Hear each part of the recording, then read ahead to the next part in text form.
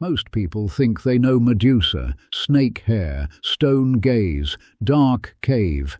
Hero walks in, monster loses her head, story over. But that version is not the beginning. It is the final edit. The last mask placed over a much older face. Because in the oldest layer of the myth, Medusa is not a cursed woman at all. She is not punished by Athena. She is not waiting around to be conquered. Her name points to something very different. Guardian, protectress. So today we are asking a sharper question. How did a guardian of primordial terror become one of mythology's most famous trophies? And why did ancient storytellers keep rewriting her until even her severed face could be used as a symbol of power? To answer that, we have to peel the myth back layer by layer. Not as one fixed story, but as a living record of what different cultures feared, justified, and wanted to control. First layer, roughly the 8th or 7th century BCE, the world of Hesiod's theogony. This is the archaic Greek foundation. Hesiod is mapping the divine family tree, the deep ancestry of gods, monsters, and forces older than civilization. And Medusa's parents are not ordinary. She is born from Phorcys and Ceto, ancient sea powers connected to the dangerous, unknowable Mediterranean. That matters. To an early maritime culture, the sea was not a postcard. It was trade, hunger, travel, wreckage, and death. It fed you, and it could erase you. Out of that world come the 3 Gorgons, Stheno, Euryale, and Medusa. 2 are immortal. Medusa alone can die. And in this earliest layer, she is already monstrous, not because of a curse, not because she has done something wrong. She is born formidable. Ancient art gives her a broad, almost leonine face, tusks, snakes around the head and body, a terrifying body built for defense. Which changes the whole emotional frame. You do not look at a lion and ask, who cursed it with claws? You understand the claws as part of its nature. Exactly. Early Medusa is not a fallen beauty. She is an apex guardian from the edge of the known world. And that is our first major reversal. The monster did not begin as a moral lesson. She began as a force of nature. But later, societies wanted more than nature. They wanted psychology. They wanted guilt, punishment, and explanation. Which brings us to the Roman poet Ovid, writing many centuries later, in the 1st century CE. Ovid takes the older myth and performs one of the most dramatic rewrites in classical literature. In his version, Medusa is not born monstrous.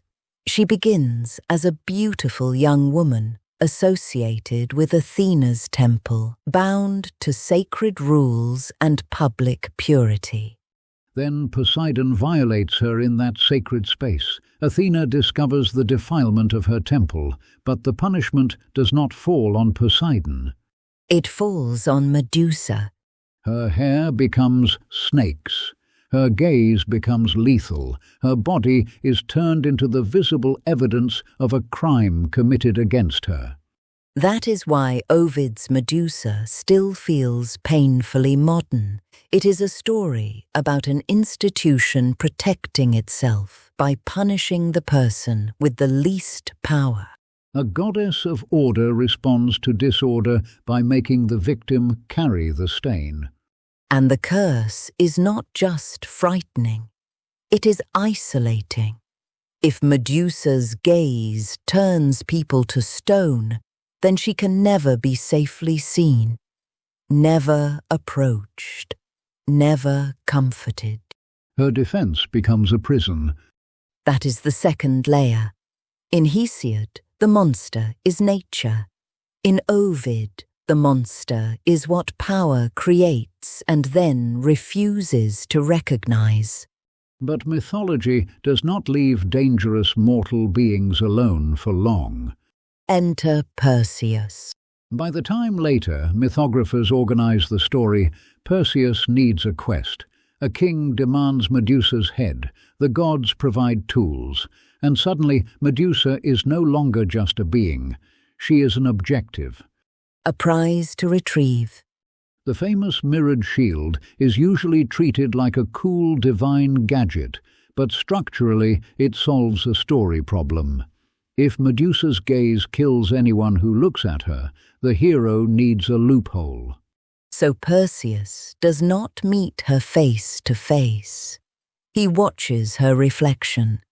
He turns indirect vision into a weapon. And then he cuts off her head. But the myth refuses to let that death be simple. From the wound emerge Pegasus, the winged horse, and Chrysaor, the golden-sworded warrior. Which is one of the strangest and most powerful images in the whole tradition. From the sight of violence comes flight. From the body made into terror comes beauty, speed, and mythic possibility. The story seems to know that Medusa is more than an obstacle. Even in death, she creates. But Perseus still takes the head. And this is where Medusa's transformation becomes brutally political. Her severed face becomes the Gorgonean, a protective symbol used across the ancient Mediterranean. You place terror on a shield, a doorway, a temple, even a household object, so terror protects you from other terrors. The ancient logic is apotropaic. Frighten away evil by displaying something more frightening. And eventually, Athena herself wears Medusa's face on the aegis, her divine shield or breastplate. Think about the arc there. Athena curses Medusa in the Roman version. Perseus kills her. Then Athena wears the face as protection. That is not just victory, it is appropriation. A once wild guardian becomes a controlled civic weapon. The danger is killed, mounted, and made useful to the very order that feared it. That might be the deepest pattern in the myth. First, society names something monstrous. Then it destroys it. Then it wears the remains as proof of authority. Which is why Medusa keeps returning in modern culture. She is not only a monster, she is a record of how stories convert fear into power. And the story is still incomplete. Before Hesiod, before written Greek mythology was fully organized, there may have been an older image, the disembodied Gorgon mask. Just the face.